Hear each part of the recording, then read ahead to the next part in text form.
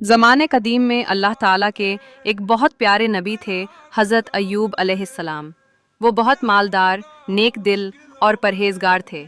इनके पास वसी ज़मीनें, मवेशियों के रेवड़ और बहुत से बच्चे थे, और वो हमेशा अल्लाह के शुक्रगुजार रहते थे। वो दिन रात अल्लाह की इबादत करते और गरीबों की मदद करते थे। शैतान को हज़रत अय्यूब अलैहिस्सलाम की ये परहेजगारी और शुक्रगुजारी एक आंख ना भाई। उसने अल्लाह ताला से कहा कि अय्यूब सिर्फ इसलिए आपका शुक्र अदा करता है कि आपने उसे सब कुछ अता कर रखा है। अगर उसकी दौलत, औलाद और सेहत छीन ली जाए तो वो सब्र नहीं करेगा और आपका शुक्र अदा करना छोड़ देगा। अल्लाह ताला ने शैतान को हज़रत अय्यूब अलैहिस्सलाम को आजमाइश में डालने की इजाज़त दे दी, लेकिन शर्त ये रखी कि वो उनके ईमान को नुकसान नहीं पहुंचा सकेगा। फिर हज़रत अय्यूब अलैहिस्सलाम पर आजमाइशों का पहाड़ टूट पड़ा। सबसे पहले उनके मवेशी तबाह हो गए, उनकी ज़मीनें वीरान हो गईं और उनका तमाम माल व असबाब जाता रहा। उसके बाद एक भयानक हादसे में उनके तमाम बच्चे हलाक हो गए।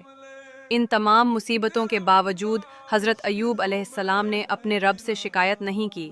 वो सब्र से काम लेते रहे और हर हाल में अल्लाह का शुक्र अदा करते रहे। उन्होंने कहा, जो कुछ भी अल्लाह ने दिया था वो उसी का था और उसी ने वापस ले लिया, मैं उस पर राज़ी हूँ। आखिरी और सबसे बड़ी आजमाइश ये आई कि हज़रत अय्यूब अलैहिस्सलाम एक शदीद बीमारी में मुब्तला हो गए। उनके जिस्म पर ज़ख्म और फोड़े निकल आए और लोग उनसे नफ़रत करने लगे।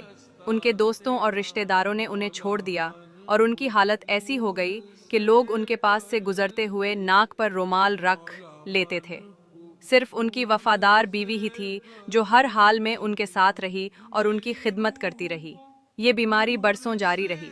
हज़रत अय्यूब अलैहिस्सलाम का जिस्म गिलने लगा था, लेकिन उनकी ज़बान पर हर वक्त अल्लाह का जिक्र और सब्र था। वो कभी भी अल्लाह की रहमत से मायूस नहीं हुए। वो इस हालत में भी अल्लाह का शुक्र अदा करते, दुआ करते और सब्र की तलकीन करते।